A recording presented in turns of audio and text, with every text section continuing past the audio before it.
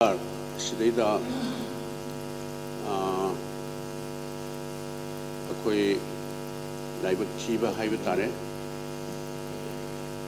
2003 May 2023 दगी कनाचु थोनिंगदबा थौदोक थोखिबा लाइबक थीबा थौदोक थोखिबना मरम मोइदुना अखोई मणिपुरदा लैरिबा खुदिंगमक हाइबा तारे irrespective of caste, creed, religion sumnagi valley da laibada natana singda laiba isinau sing mayam punamak singsi awaba si adokki matik awaba haiba tare masi manipur si mahusana su wai haiba si kaya su hainadaba haiba tare adum nungai ba khaktada tawraga laiba aduna यामना नुंगाइजे अखोई गणतंत्र चटपा लेपाक अमदा प्रजा मियामगी मिहुना शासन तौजगदबा मसदैदा लाइबक थीबा थौदोक थोखिबसिना मरम ओइना law and order हायरगसु अखोई मुतम सांगना governor की शासन president rule governor की शासन ऑनरेबल गवर्नर दा अदो शासन सिदा मतेंग पांगिबा ब्यूरोक्रेट सिंह हाइबा तारे चीफ सेक्रेटरी दगे हौरगा मखा डाउन फाउबा लाइबा मयाम से मसिदा ब्लेम तौजबगी वानसदे तौबदबु गवर्नर की प्रेसिडेंट रूल गवर्नर की शासन हाइबसे अखोइना सुम हानदगी दुम थेंखांग कयादा सुम थेंगनरपदा ब्यूरोक्रेट ऑफिसर सिंह से मसा मसागी रेस्पॉन्सिबिलिटी अदुगा मागी दायित्व दुदगी अवॉइड तौनिंगबगी वा नतबा गणतंत्र चटपा लैपाकनिना प्रजागी मिहुनकी शासन दुदा तौरगा हेन मोइदसु केनो तौबा मेटर मचा अमगिसु कंसर्न सेक्रेटरी कमिश्नर तुना चीफ सेक्रेटरी नसु अदुम मागी लेवल दे लोइबा याबदो गवर्नर काउंसिल हाइबिसि खोई पॉपुलर गवर्नमेंट लेइबा मतमदि कैबिनेट निदो अदुना रिक्स लौनिंग दना मैटर दो कंसर्न मिनिस्टर की लेवल द कमिश्नर सेक्रेटरी लेवल द लोइबा याबसे अदुम इंथोक तुना नोई सरकार हाइद्रगसु सरकार लागा दुम तौजौदा हाइदना खोई साखत थौरांग सिदैदा यामना खुमांग चाउसन गदबा प्रोग्रेस लैगदबसे लेहंदबा अदुदगी प्रजासिंग इनोसेंट प्रजासिंग करी कैनोम खंगनिंग मखोनिंगसे ब्यूरोक्रेट ऑफिसर दुदी हेक्संग सलगा हाइबसे कशु हाइरोइ दोबदो हंगोई बोई करी बोई तौबा अदुगा प्रजागी मिहुतुदी मागी केंद्र की एमएलए और एमएलए दुगी थ्रू द ऑनरेबल मिनिस्टर दा इवन ऑनरेबल चीफ मिनिस्टर दा चंगसल लगा कोई प्रॉब्लम सी लेरे हाइबसे यामने इजी एक्सेसिबल ओइबनिना डेमोक्रेसी चटप लेपाकदि पॉपुलर गवर्नमेंट हाइबसे इट इज मच अदुना कोई मतम खरा सांगना कोई प्रेसिडेंट रूल सी लेखरे अदु मसी लेहनिंग लेबनति गवर्नमेंट ऑफ इंडिया नसु लैरिबा मणिपुर की सिचुएशन सिदा तंगाई फदना मसी थमदा यादना आई थम्बा वरमगनीना अखोइदि हाइजबनी कोई ओपोजिशन साइड दगी सी भौवा अखोइदि क्लेम तौरिने मसीना दुम लिंगरिंग तौदर मथंग अदुम सांगदोक्तना दुम लैदौबा वरगदी डिसॉल्व तौथोगा फ्रेश मैंडेट लौबदा करी काइबा लೈ हाइना अदु भौवा अखोइदि अदुम सांगदोक्तना दुम लैदौ वरगदेना अदु भौवा डिमांड तौजरिबदुने फ्रेश मैंडेट लौरगा अनौबा मैंडेट तुगी मखादा पॉपुलर गवर्नमेंट अमा थूना थम्मगा अदुदैदा सरकार चलाइबदुनबु हेना केनो तौरने इवन अदु भौवा अखोइदि डिमांड तौजरिबदुने आई इसा ngasiगी बिजनेस एडवाइजरी कमिटी की आई मेंबर ओइजबन अदुददी सिगी केनोसी हाइद्रगा हाउस दा honourable leader of the the House, Honorable Chief Minister, aduga Honorable Members in Mayam nati haibiram gani. Ay ngasigi motion of Honorable Speaker na puthok piriba motion se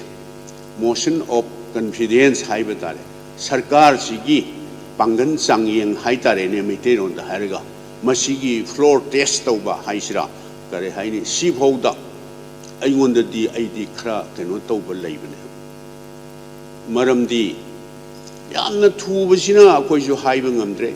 santi thuna la aningbadagi akoi ju haiba ngamdre karigino haibabu ngarang heta tawraga wasa aga yadi haibadi nataba ngasi session ngasi kaubasi akoi taseng surprise bu woyune ngasai nongala kuda ngasi assembly session phamani na hairak pasidai da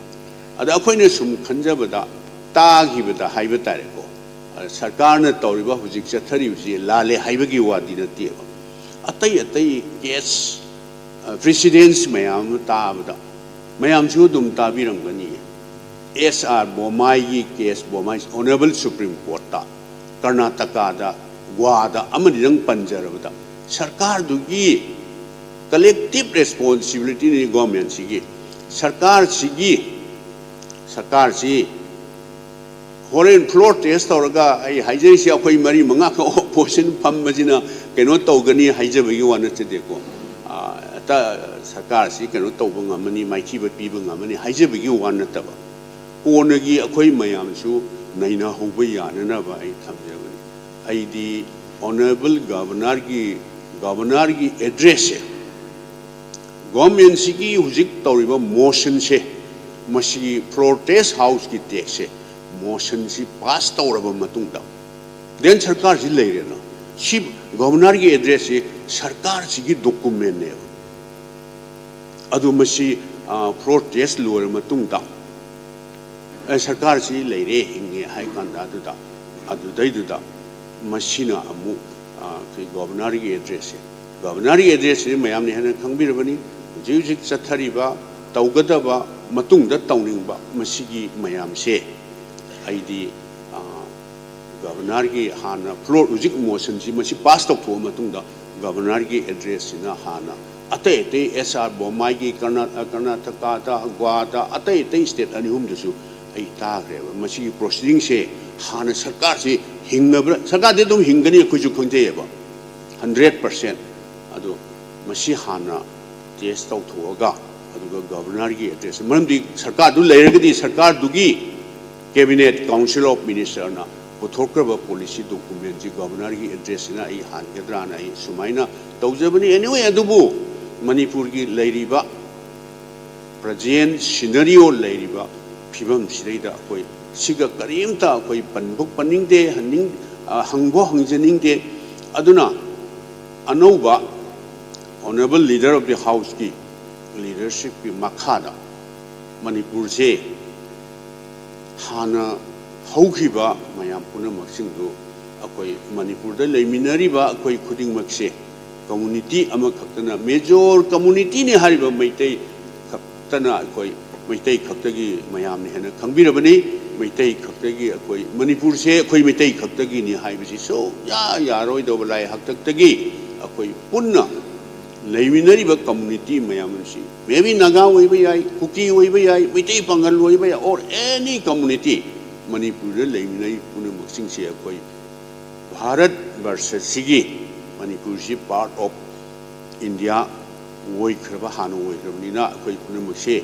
bharat ki nagarik akoi punamak se bharat ki citizen ni aduga akoi punamak manipur ki citizen ni akoi punamak manipuri haktani karigumba soigiba khotkiba ama tawba yaurgasu now the time has come let us forget and forgive tawrga sarkar sida jo koi de hek haubudigi haijabaduni akoi nadi karimta tawba ngamjaroi adubu akoi always we are ready constructive suggestion tawbiba lawdabadudi maduna sarkar ki wa tare constructive suggestion lawrga akoi manipur se amutang thuna law and order oiba yai maintaining of law and order protection of life and property haibasi mayam ne na khangbirabani aina amu ken tawjarasu laiba government dugi masigi sole responsibility law and order properly maintain tawba tawdragadi where is peace karai da shanti lakani adu thuna adu shanti leitraba state da karai da no development je khoi nu purpang amgado yus aduna akoisu hanu matam khara mayam gi seva tawjarambadudha Manipur gumba apikba state sidadi akoi mayam se sincerely amaga thamoi sengna akoi honna minergati government of India di adum leiba any party ki government osinu yamna liberal oiba Manipur gumba north east ki gumba yamna under developed leiba state sing sidi moi yamna nungsibi ba haiba tare moi gi akoi gi tofam thokpa ithau haiba tare paisa thadorpa center na pibir paisa state missing share your timely UC submit over heck to bukana moi never they say no harawe but tahuro ai haisi tawdi haibagi wana se deko aduna koi punama amaga mateng pangna dana koi Manipur se amutang shanti oina lakna ba koi honna mine si haibai wakhum khasi thamjabani adubu sarkar sina chatharakpa kano ama continuation haigada akoi aina yadaba thabak sing haiba tareko maybe war on drug even house to koi chongthoga opposition haisne akoi fully akoi support tawgani haidra akoi haijari baduni aduga aina yadaba coffee plantation tawba adagi on top of that Manipur de leiba community khuding makta aina aroibda aina appeal tawjani se Piktaba Manipur se Manipur ki apunba territorial integrity se masdaida shokadauba kaigadauba